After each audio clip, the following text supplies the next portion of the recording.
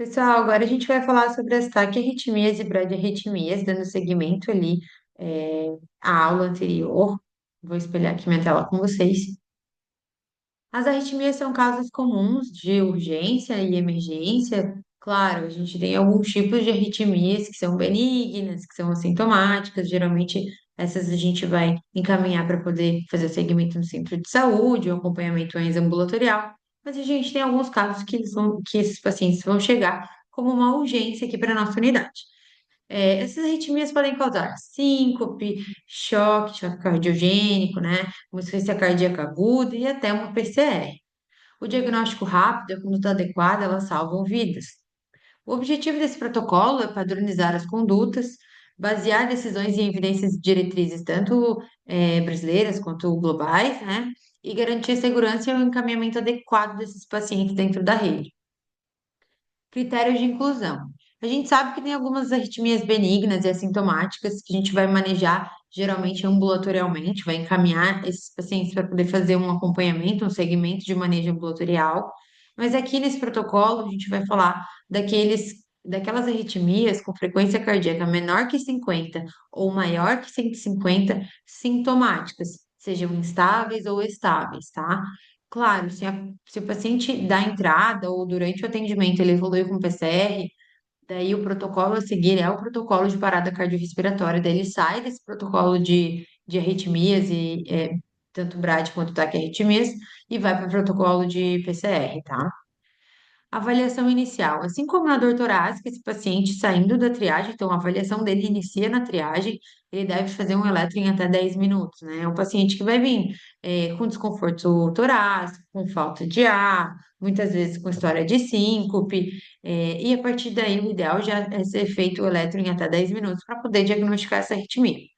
Esse paciente deve ficar em monitorização cardíaca, então, para a gente poder reavaliar depois da cardioversão, da conversão. E sempre avaliando sinais de estabilidade. Então, o paciente está hipotenso, PAS menor que 90, tem dor torácica, dispneia, sinais de choque, a conduta já é toda levada para ser manejado como um paciente instável, né?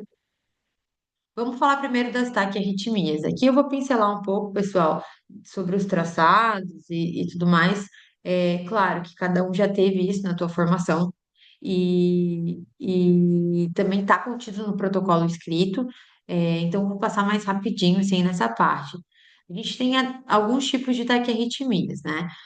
O primeiro aqui citado é a taquicardia supraventricular.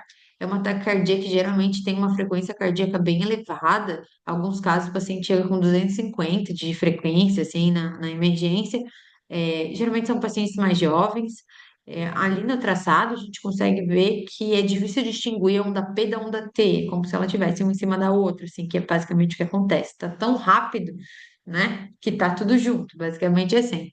É uma bradicardia um pouco mais benigna, mais difícil você ver sinais de instabilidade, pacientes que evoluem com muita gravidade, porém não é impossível, isso pode acontecer, então a gente tem que ficar alerta. Ali na fibrilação atrial, eu acho que é a arritmia mais comum que a gente encontra nas emergências, né? Ela é uma arritmia, uma arritmia mesmo de RR irregular, então o intervalo ali do RR é irregular e a gente não identifica a onda P. Podemos identificar ali, às vezes, né, uma tremulação assim, de linha de base, mas não tem onda P nessa arritmia. Em seguida, a gente tem o flutter atrial. O flutter, diferente da FA, ele é geralmente regular. Não é impossível ter um flutter irregular, tá? Mas ele é geralmente irregular e tem a presença de ondas Fs, que é aquelas ondinhas como se fosse um dentinho um dentinho mesmo, assim. Geralmente é regular e é o que difere da FA ali no traçado. São ondas Fs, geralmente tem um padrão, essas ondas, e, e ele geralmente é regular. A gente tem a taquicardia ventricular com pulso, é um tipo de taquicardia ventricular, geralmente ela é mantida, né? Claro, ela pode evoluir de uma forma prejudicial, então a gente tem que conduzir ali. e tem a torsade de Pointes, que é uma forma de taquicardia ventricular. Ela pode ser não sustentada ou sustentada, né? E, e ela tem um traçado bem semelhante a esse que eu deixei ali nos slides, tá bom? Agora o manejo, né? Que é o mais importante aqui no protocolo. Primeiro, a gente tem que diferenciar se esse paciente ele é um paciente estável ou instável, tá? Todos os pacientes instáveis nas taquiarritmias, a gente vai fazer uma cardioversão elétrica sincronizada imediata. Então, é um paciente que ele está em iminência de sofrer uma parada cardiorrespiratória, uma iminência de morte, ele está instável, então uma hipotensão, uma desaturação, uma dor torácica, falta de ar, está fazendo uma insuficiência cardíaca aguda, a gente precisa reverter essa arritmia agora, de imediato, né? Não dá para esperar medicação fazer efeito, não dá para, às vezes, não dá para esperar sedonalgesia, claro, de preferência a gente fazer uma sedonalgesia sempre que for fazer a cardioversão, mas a gente sabe que às vezes não dá. Qual que é a carga que a gente vai colocar no cardioversor? Então, isso depende muito do tipo da arritmia, mas basicamente a gente pode iniciar em 100 joules, só a FA ali que a gente precisa de uma carga um pouco maior, 150, 200 joules, geralmente 100, iniciando nos 50, 100 joules, nas demais já vai surtir o efeito. Sempre sincronizar antes de disparar o choque, justamente para prevenir que a gente faça essa cardioversão, necessitar de uma desfibrilação após, tá? A gente tem que lembrar que toda vez que a gente vai fazer uma cardioversão, a gente precisa estar com todos os equipamentos necessários em caso disso evoluir para uma parada cardiorrespiratória, para uma desfibrilação, então é uma possibilidade, então a gente tem que ter o carrinho, medicações, toda a equipe, toda ali a postos, tá bom? Já nos casos das taquiarritmias estáveis, é, a gente tem aí algumas diferenças entre elas, tá? No caso da taquicardia supraventricular, a grande maioria delas vai ser estável, tá? São pacientes que eles até chegam com desconforto torácico, mas não é uma dor anginosa, é um desconforto por conta da frequência cardíaca muito alta. Às vezes tem uma sensação de falta de ar, mas não de satura, ausculta pulmonar limpa, pressão alta, às vezes um pouco elevada, mas é decorrente da frequência cardíaca. Nesses casos, a gente consegue iniciar com uma manobra vagal, seja uma massagem de seio carotídeo, uma manobra de valsalva, ou uma manobra de valsalva modificada. E caso não tenha sucesso, a gente tenta duas vezes, até dois tipos de manobra ali, quando dá também, às vezes o paciente não é muito colaborativo, está muito agoniado, né? Afinal, é extremamente desconfortável ter uma arritmia. Se ele não é muito colaborativo, daí a gente já pode passar direto para adenosina. Lembrando que a adenosina, a gente faz uma primeira dose, se necessário, a gente pode fazer uma segunda dose dobrada, né? Eu vou falar um pouquinho mais sobre doses lá para frente, tá? No caso da FA ou do Flutter, se eles tiverem estabilidade, a prioridade, assim, no sistema de emergência, ali no atendimento de emergência, é o controle de frequência cardíaca. Então, é a gente baixar essa frequência cardíaca, que muitas vezes está 180, 150, até 100, 110, 120, tolerável, assim. E aí avaliar o tempo de evolução. Às vezes o paciente ele sabe, olha, doutora, ontem às 7 da noite eu estava assistindo a novela e eu senti uma coisa estranha no meu coração, e eu senti que ele estava batendo diferente desde ontem, e desde ontem eu estou me sentindo acelerado, um pouco de falta de ar, assim, mas nada demais, não sinto dor, mas eu sinto um desconforto. Então, olha, ele sabe exatamente que horas que foi. Aí a gente consegue fazer aquela avaliação das 48 horas, indicação de anticoagulação, isso eu vou falar um pouco mais para frente, tá? Agora tem pacientes que não sabem, ele chega, às vezes chega até por um outro motivo, chega por uma falta de ar, tá desaturando, aí a gente vai lá ver, frequência cardíaca de 180, uma FA de alta resposta. Quanto tempo faz estar assim? Ah, não sei. Faz uns dias estou com falta de ar. Não sentiu o coração acelerar? Não, o coração não sinto nada, que às vezes não sente mesmo, tá? Às vezes faz tanto tempo que está com uma frequência cardíaca elevando que o paciente não sente a diferença. Aí, nesse caso, a gente precisa avaliar a anticoagulação antes de poder fazer cardioversão, para poder prevenir. é uma complicação que pode acontecer, né? Se tiver um trombo dentro daquele átrio e ele viajar até o cérebro, a gente pode causar um AVC nesse paciente ao cardioverter ele sem a anticoagulação. No caso da TV compulso, taquicardia ventricular compulso, a medicação de escolha é a meldarona. A gente pode repetir a dose de ataque mais uma vez, se não tiver reversão. Eu vou falar também, a gente tem uma tabelinha mais para frente, bem legalzinha, eu vou passar para vocês. E iniciar a dose de manutenção, né? E a caso da torsade de Pointes, a gente utiliza sulfato de magnésio, 2 gramas endovenoso, e correção de causas precipitantes, tá? Para vocês verem aqui, um paciente estável, a gente tem tempo de avaliação, a gente vai fazer medicações que demoram um tempo para poder fazer o efeito, faz o controle de frequência cardíaca e manejo ali de causas base, né? No caso de instabilidade, é choque. A gente não tem tempo para poder fazer tudo isso, a gente precisa que o coração retorne ao ritmo normal instantaneamente, né? Então a gente choca.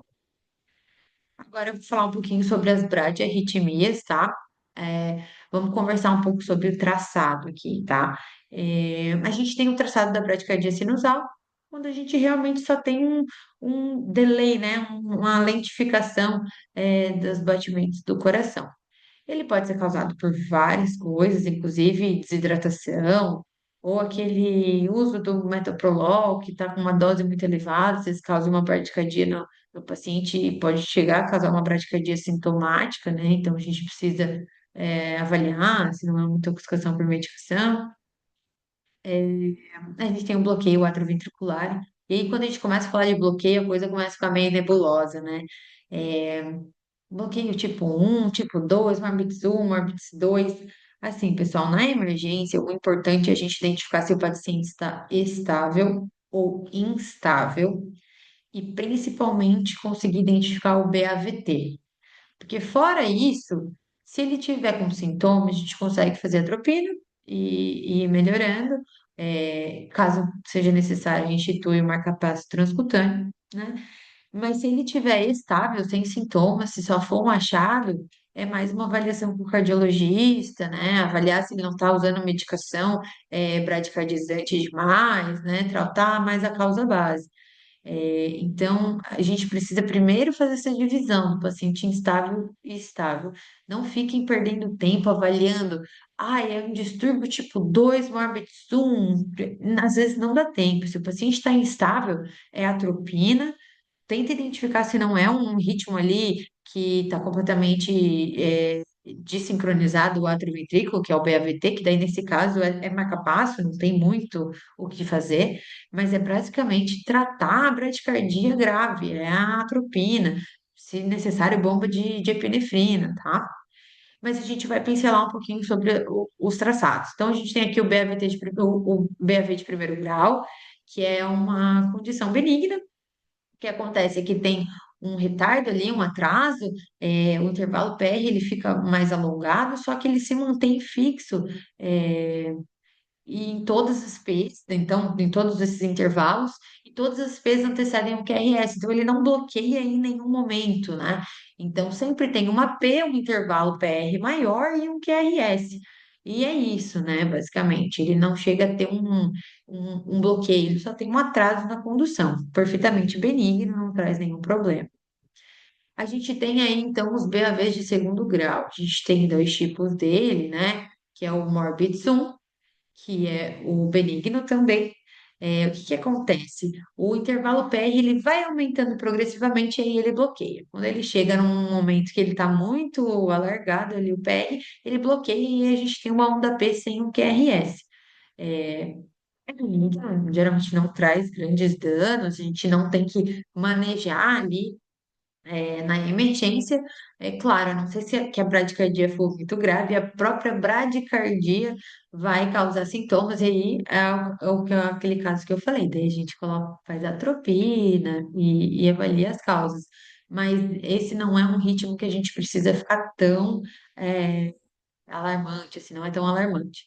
Aí a gente tem um BAV de segundo grau, Morbitz 2 esse é uma bradicardia maligna, tá? Eu vou explicar para vocês o porquê. Diferente do Morbitz 1, que ele vai aumentando e daí ele bloqueia, que é algo que a gente consegue prever que é algo, né, contínuo ali, né, progressivo, o Morbid 2 já não. Ele tem um intervalo PR alargado, mas num alargamento fixo. Ele é sempre ele é sempre daquele tamanho. E de repente, por um motivo inexplicável, ele bloqueia. Isso pode acontecer de uma forma tão maligna que pode causar uma parada cardiorrespiratória. Ele pode, alterar esse ritmo para um ritmo mais maligno ainda, uma FV, enfim.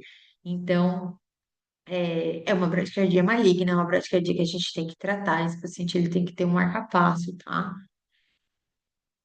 A gente tem um BAV2 para um, que é quando a cada duas P's produz um complexo QRS.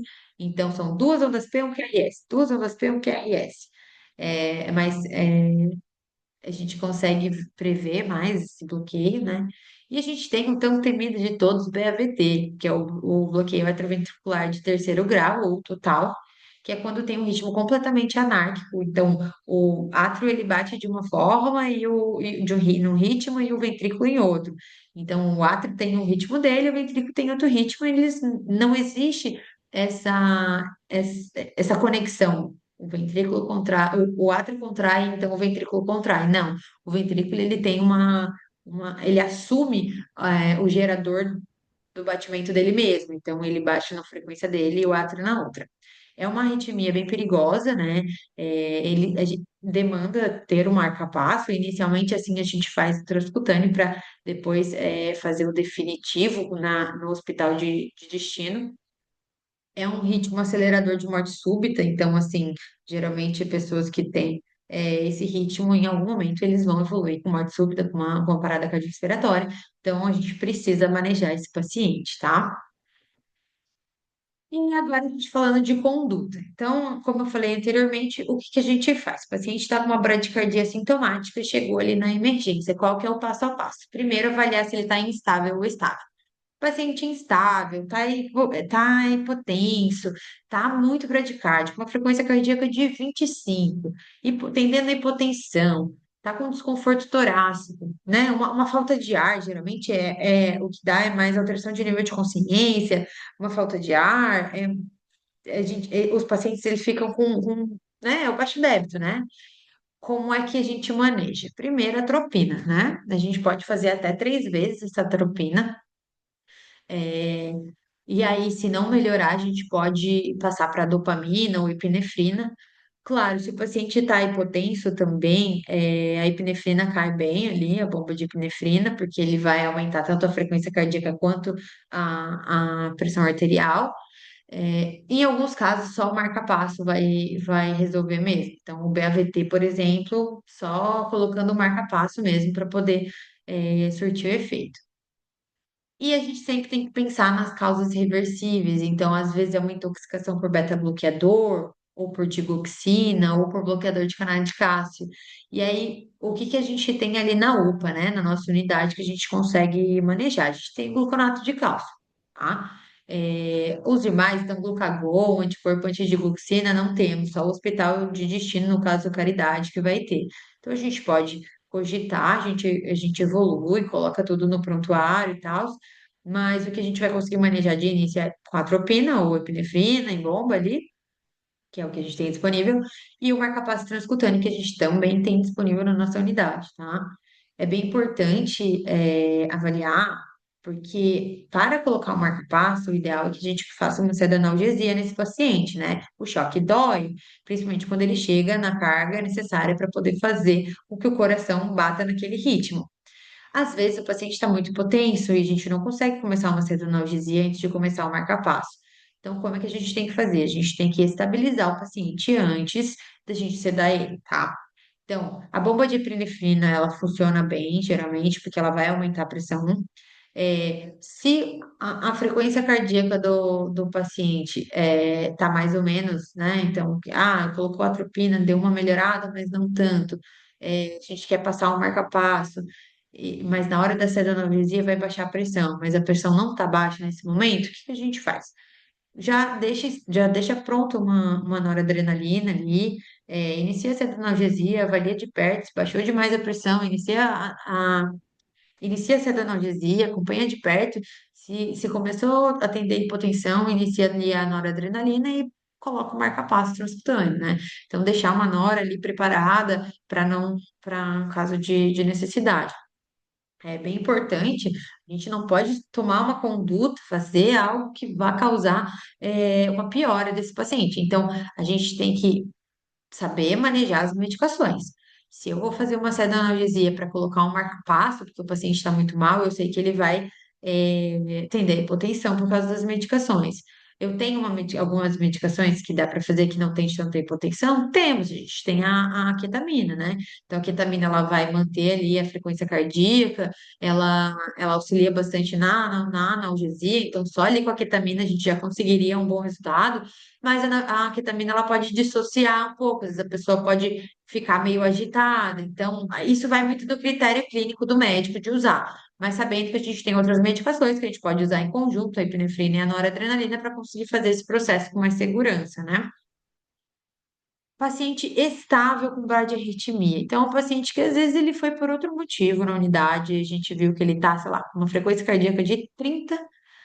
Não tem sintomas, mas ele disse que quando ele levanta, ele sente uma sensação que vai desmaiar. Esses dias aí ele quase desmaiou na rua. Mas agora ele veio por outra coisa, ele tá com falta de ar. Ele tá com uma tosse, tá com uma falta de ar aí, ele é um DPOC e tal. Aí a gente identifica que essa bradicardia pode ser por hipóxia. Ou ele não tá com nada disso, ele tá com a cabeça meio zonza, assim, sensação meio que de desmaio. E aí a gente faz um eletro ali, não vê nenhum distúrbio maligno, nem nada disso. Mas agora na sua frente ele tá estável, pressão normal, frequência cardíaca de 30 só, né? Que tá muito mais, tá baixinho. Mas assim, corado, hidratado. É, aí ele fala que ele aumentou a dose do beta-bloqueador dele faz 2 semanas. Dobrou a dose. Às vezes é só da medicação. Então a gente tem que avaliar que às vezes a gente tratando a causa base, a gente consegue um bom resultado. E se esse paciente está estável, a gente não precisa sair correndo, não precisa fazer atropina, não precisa colocar um marca-passo, porque às vezes é só uma medicação que ele está usando mais. Às vezes é uma hipóxia, um distúrbio hidroeletrolítico por conta de outra doença, né? E no paciente estável, a gente tem tempo para poder consultar o médico o médico especialista, né? Muitas vezes, quando a gente faz o eletro ali, se já tem uma bradicardia mais significativa, o próprio médico do HCOR já entra em contato ali pelo Teams, né? Que é o meio de comunicação ali.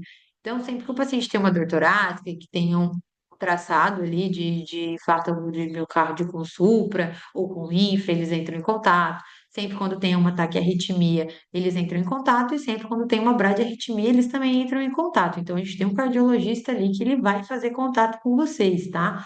Então, um paciente estável dá tempo de discutir o caso, avaliar qual que é a melhor conduta, né? Um paciente instável, a gente já sabe, ó, a gente vai primeiro para a atropina, já vai avalia ali o eletro, porque como a gente tem um eletro laudado, isso um grande benefício ali, né? Então, a gente tem um eletro laudado, ele vai vir ali, é um BAVT, certo? Mas a gente sabe que, assim como todo mundo, pode ter erros, então a gente precisa avaliar esse eletro também, não é só pegar o laudo e tomar isso como uma certeza. Pega o eletro, avalia você também, né? Para você ver se é isso mesmo, tá? Aqui eu fiz um quadrinho, meio que resumindo assim as condutas. Ó, a gente pode ver ali no caso do ataque cardíaco supraventricular. Se instável, chocar, né? Cardioversão elétrica. É, Claro, é bem mais difícil acontecer de você precisar chocar um paciente por uma taquicardia supraventricular, mas existe. Às vezes o paciente estava muito longe, já faz 2 horas e pouco que ele está com essa taquicardia supraventricular, ele chegou instável, já está hipotenso, já está tendendo a uma insuficiência cardíaca por conta disso. É uma paciente que ela já tem isso há muito tempo, ela não fez ablação e hoje em dia ela já é uma senhora. Então, tem muitas variáveis ali, né? Então, a gente tem que saber que existe a possibilidade de uma cardioversão elétrica. Claro, uma paciente mais estável, uma paciente que, apesar do desconforto, a gente tem um pouco de tempo, a gente consegue fazer manobra vagal, fazer a desonzina. Aqui eu trouxe as doses, tá? Então, são 6 miligramas EV em bolos. Se necessário, repete por mais daí 12 miligramas. E aí é aquela coisa: acesso periférico proximal, flush, elevação de meio, tá? É uma medicação que pede a ação muito rápida, então a gente tem que fazer ela entrar o mais rápido possível no coração. Avisar o paciente que ele vai se sentir muito mal com a medicação, ele vai sentir o coração dele parar e voltar. Então, não é uma coisa que é gostoso de sentir, então a gente tem que avisar o paciente que ele está com desconforto agora, mas ele vai sentir esse desconforto piorar e aí depois esse desconforto melhora, tá? FA ou Flutter, né? Ali eu coloquei juntinho porque a conduta é bem parecida. Então, se tiver instável, cardioverter, tá? Instável, tá instável, cardioverte, tá? O mais importante é que esse paciente sobreviva. Caso ele esteja estável, controle de frequência, então a gente pode usar o metoprolol, que é o mais indicado. Tem pessoas que são alérgicas, né, ao metoprolol, ou tem uma história de broncoespasmo severo, um asmático grave, um DPLC grave, a gente não deve usar o metoprolol. Então, a gente tem algumas outras opções, mas elas devem ser usadas com mais parcimônia e atenção, né? A gente tem o deslonosídeo e a própria amiodarona. A gente tem que lembrar que eles são antiarrítmicos, então eles provavelmente podem fazer uma cardioversão. É, E aí, em pacientes onde a gente não sabe o tempo de início da arritmia, ou se já sabe que essa arritmia tem mais tempo, a gente tem que cuidar bastante, porque uma cardioversão sem uma anticoagulação pode soltar aí um trombinho que está ali no átrio e causar um AVC, né? Então a gente tem que avaliar bem se vale a pena fazer. É uma conduta bem clínica, assim, depende muito de como está o paciente, dos ônus e os bônus de fazer a medicação, né? O ideal é a gente usar o metoprolol. Se o paciente estiver estável e tiver menos de 48 horas de evolução, a gente pode fazer a cardioversão química ou elétrica, tá? A gente pode fazer uma cardioversão química com a amiodarona tranquilamente e já iniciar a anticoagulação. Então, a gente pode começar com os novos anticoagulantes orais, então dabigatrana, rivaroxabana, apixabana ou edoxabana, ou o que é disponível no SUS, que é a heparina, né? A varfarina. Então, a gente faz a cardioversão, já inicia a cardioversão e inicia a medicação. E aí vai depender do Chades-Vasque, se ele vai usar por tempo indeterminado ou se ele vai usar por 4 semanas, né? Hoje em dia não tem a obrigatoriedade de manter por 4 semanas, mas alguns profissionais ainda preferem, né? Então aí vai guiado pelo Chades-Vasque. Se tiver estável e em tempo incerto ou maior de 48 horas, o ideal é a gente não cardioverter esse paciente, é fazer um controle de frequência, iniciar o anticoagulante, o paciente vai usar o anticoagulante por 3 semanas e aí realizar a cardioversão, tá? Isso é um segmento que tem que ser feito ambulatorial, esse paciente ele precisa ser encaminhado a um cardiologista, ao centro de saúde, mas a anticoagulação ela já pode ser iniciada ali na emergência, é, claro, né? Avaliando todos os riscos e tudo. Esse paciente, se ele tiver acesso a um ecocardiograma transesofágico e a gente tiver ausência de trombos ali em átrio, a gente também pode proceder à cardioversão. Mas na nossa unidade ali não é a nossa realidade, a gente não tem esse exame disponível, tá? TV com pulso. Então, uma taquicardia ventricular com pulso, sim, estável, a gente choca. Se estável, a gente vai fazer a cardioversão química, né? Então, a gente pode iniciar com a meldarona 150 miligramas em 100 ml de soroglic, fazer em 10 minutos. Pode repetir, então, mais 150 miligramas, o total de ataque 300 miligramas, tá? Não passar disso. E aí, iniciar o processo de manutenção. Então, primeiro, a gente tem que ter quimicamente. Também não foi cardioversão elétrica, tá? A gente tem a torçadipoam, que se instável também cardioverte eletricamente, mas nesse caso, o ideal é a gente utilizar o sulfato de magnésio, 2 gramas endovenoso e em 100 ml de sorofísio, tá? E tentar corrigir as causas precipitantes. Geralmente esse paciente ele tem uma hipocalemia, ou ele está utilizando alguma medicação que alarga o QT, ou uma hipomagnesemia. Tem que investigar bem as causas nesse caso, tá? E a gente vai para a parte das bradicardias, né? Então, o importante é sempre dividir o paciente instável do estável. Se o paciente está estável, dá para discutir com o cardiologista, dá para avaliar causas básicas e tudo mais. Se é um paciente muito sintomático ou instável, atropina ou epinefrina em bomba. A atropina você pode repetir até 3 vezes. E se você identificar que é um BAVT, direto marca-passo transcutâneo, tá? Se não, pode fazer o caminhozinho, né? Atropina, epinefrina e marca-passo, né? e sempre tentar avaliar as causas de intoxicações, então, intoxicação por beta-bloqueador, digoxina, um bloqueador de canais de cálcio, principalmente porque se a gente não aplica o antídoto, esse paciente ele pode melhorar temporariamente com a atropina e voltar a bradicardizar. Então, a gente tem que identificar qual que é a provável causa, né? Para poder, antes de liberar o paciente. Mas se é um paciente que estabilizou, o ideal é que ele seja transferido para um serviço de cardiologia especialista, né? Até porque a maioria dos casos estáveis ali, eles vão precisar de um marcapasso transcutâneo para poder chegar até o serviço de origem, para então poderem colocar o dispositivo definitivo, né? O marcapasso definitivo. Encaminhamento e regulação, então, casos refratários ou instáveis, discussão com o hospital de referência, que no caso nosso ali é o Hospital Imperial de Caridade, né? O contato com eles é pelo NIR, pelo WhatsApp. A transferência, ela pode ser feita em ambulância da unidade desde que o paciente esteja estável, e aceito, né? Aí segue mesmo o fluxo das transferências em geral. Mas, geralmente, são pacientes que, se ele tiver um marca-passo transcutâneo, se ele tiver numa bomba de infusão, se ele tiver com droga vasoativa, ele vai precisar de uma UTI móvel para poder ser transferido. Então, o SAMU faz esse transporte. Se fez o contato com o Caridade e não tem vaga, aciona direto o SAMU, tá? Nossa única unidade cardiológica de referência é o Caridade, então, não tendo vaga, a gente aciona o SAMU para conseguir uma vaga zero, seja para o regional ali, que é onde tem o Instituto de Cardiologia, ou próprio Caridade, mas em entrada em vaga zero. Obrigada, pessoal. Fico disponível para qualquer dúvidas e sugestões também, tá? É, tudo que tiver dúvidas, a gente tem o nosso protocolo escrito no Drive da Qualidade, na rede da qualidade, mas eu também estou disponível para qualquer dúvida de vocês, tá bom? Obrigada.